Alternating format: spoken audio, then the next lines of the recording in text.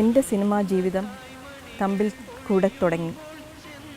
അരവിന്ദൻ സാറിൻ്റെ തമ്പ എന്ന ചലച്ചിത്രത്തിലേക്ക് ഉള്ള ക്ഷണം ലഭിച്ചത് തന്നെ ഞാൻ കോളേജിൽ പ്രീ ഡിഗ്രിക്ക് പഠിക്കുമ്പോഴാണ്. വേണുചേട്ടൻ്റെ കൂടെ, നെടുമുടി വേണുചേട്ടൻ്റെ കൂടെ ഫാസിലിക്ക ഡയറക്റ്റ് ചെയ്ത സാലഭഞ്ചിക എന്നൊരു നാടകത്തിൽ ഞാൻ അഭിനയിച്ചിട്ടുണ്ട്. അപ്പോഴാണ് വേണുചേട്ടൻ പറഞ്ഞത്, അരവിന്ദൻ സാറ് തമ്പ് എന്നൊരു പുതിയ ചിത്രം എടുക്കുന്നു, പുതുമുഖങ്ങളെ ആവശ്യമുണ്ട് എന്ന്.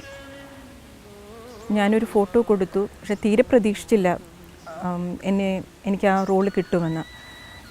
കുറേ മാസങ്ങൾക്ക് ശേഷം വേണുചേട്ടൻ അറിയിച്ചു, ഇങ്ങനെ ഇതിൻ്റെ ഷൂട്ടിംഗ് തുടങ്ങുകയാണ്, തിരുനാവായയിൽ വെച്ചാണ് വർക്ക്. അങ്ങനെ ആദ്യമായിട്ട് ലൊക്കേഷൻ വെച്ചാണ് ഡയറക്ടറെ പരിചയപ്പെടുന്നതും. അദ്ദേഹം അന്നേരം പറഞ്ഞു, പിറ്റേ ദിവസം മുതൽ വർക്ക് തുടങ്ങിയാണ്.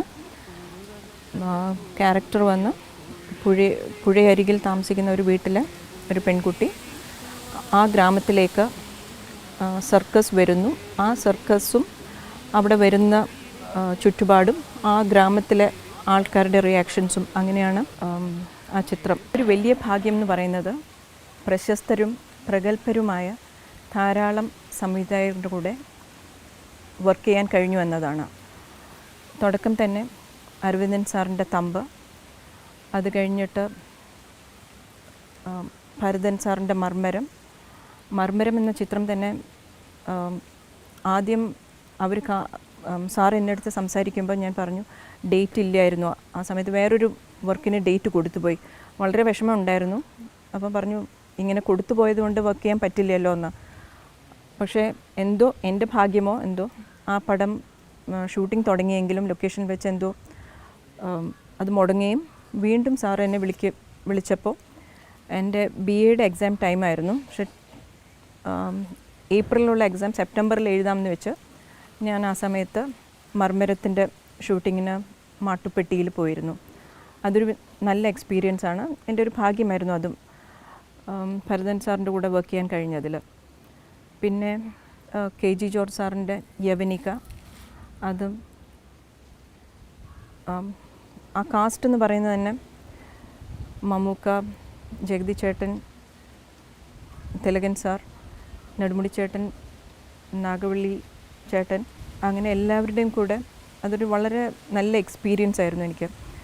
ഇത്രയും എക്സ്പീരിയൻസ് ഒക്കെ ഉള്ള ആർട്ടിസ്റ്റിൻ്റെ കൂടെ ഏകദേശം ഞാനപ്പം തുടക്കക്കാരി എന്ന് പറയാൻ കുറച്ച് പടങ്ങൾ ചെയ്തിട്ടുണ്ടെങ്കിലും അവരുടെ കൂടെ അഭിനയിച്ച് അവരുടെ എക്സ്പീരിയൻസ് ഷെയർ ചെയ്യാൻ കഴിഞ്ഞതിൽ വളരെയധികം ഹെൽപ്പ് ചെയ്തിട്ടുണ്ട്. അതിൽ എക്സ്പീരിയൻസ് എന്ന് പറയാനായിട്ട് ജോർജ് സാറാണെങ്കിലും ആ ക്യാരക്ടറിൻ്റെ എല്ലാ ഫൈൻ ഡീറ്റെയിൽസ് പറഞ്ഞിട്ട് നമുക്ക് ഒരു ഫാമിലിയായിട്ട് അഭിനയിക്കുമ്പോൾ തന്നെ ആ അന്തരീക്ഷം വളരെയധികം പ്രോത്സാഹനം നൽകിയിട്ടുണ്ട്. അതുകൂടാതെ അടൂർ ഗോപാലകൃഷ്ണൻ സാറിൻ്റെ എലിപ്പത്തായം, ആ ഒരു എക്സ്പീരിയൻസ് എന്ന് പറയുന്നത് ഒരിക്കലും മറക്കാൻ കഴിയാത്തതാണ്. സാറാണെങ്കിൽ വളരെ മൈന്യൂട്ടായിട്ടുള്ള ഡീറ്റെയിൽസ് പോലും എല്ലാം വളരെ വ്യക്തമാക്കി പറഞ്ഞു തന്ന ആ ക്യാരക്ടറാണെങ്കിൽ, അപ്പോൾ സാറ് പറഞ്ഞിരുന്നു, ആ സമയത്ത് ധാരാളം ചിത്രങ്ങൾ അഭിനയിച്ചു. അതിൽ ഈ ക്യാരക്ടറിൻ്റെ കാര്യം പറഞ്ഞു, ജലജയ്ക്ക് ഇതിൽ ഗ്ലിസറിൻ ഉപയോഗിക്കേണ്ട. പക്ഷേ അതുവരെയുള്ള പടങ്ങൾ എന്ന് പറയുമ്പോൾ എനിക്ക് എല്ലാ ചിത്രങ്ങളിലും ഗ്ലിസറിൻ, അതായത് കരയുന്ന റോൾസ് ആയിരിക്കും. ഇതിൽ സാറ് പറയായിരുന്നു, ജലജ എൻ്റെ ഈ പടത്തിൽ ഗ്ലിസറിൻ ഞാൻ തരില്ല, എന്താ വെച്ചാൽ അത് ഉപയോഗിക്കേണ്ട ആവശ്യമില്ല. അങ്ങനെ ഗ്ലിസറിൻ ഇല്ലാത്തൊരു പടമാണത്. നല്ലൊരു എക്സ്പീരിയൻസ് ആയിരുന്നു അടൂർ സാറിൻ്റെ കൂടെ വർക്ക് ചെയ്യാൻ കഴിഞ്ഞത്. പിന്നീട് ലെനിൻ രാജേന്ദ്രൻ സാറിൻ്റെ വേനൽ എന്ന ചിത്രം, അതും വേറൊരു നായികയായിരുന്നു അവരുദ്ദേശിച്ചത്. പക്ഷേ അത് മാറി ഞാൻ ചെയ്യേണ്ടി വന്നു. എനിക്ക് ആ ചിത്രത്തിലാണ് സ്റ്റേറ്റ് അവാർഡ് ലഭിച്ചത്.